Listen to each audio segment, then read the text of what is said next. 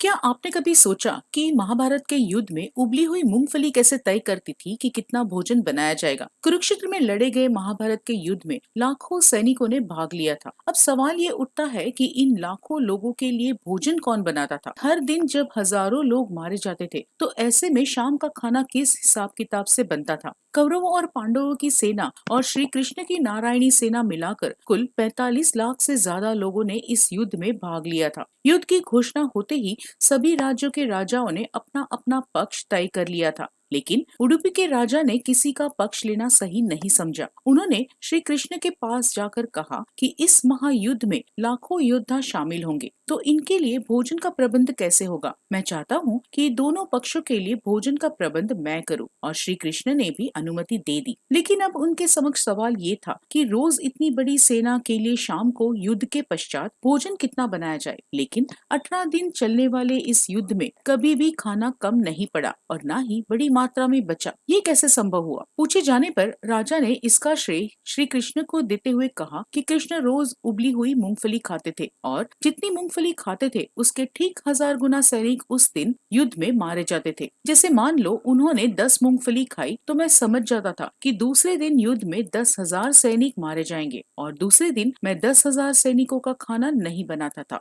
इस तरह हर दिन सैनिकों को पूरा भोजन भी मिल जाता था और अन्न का अपमान भी नहीं होता था।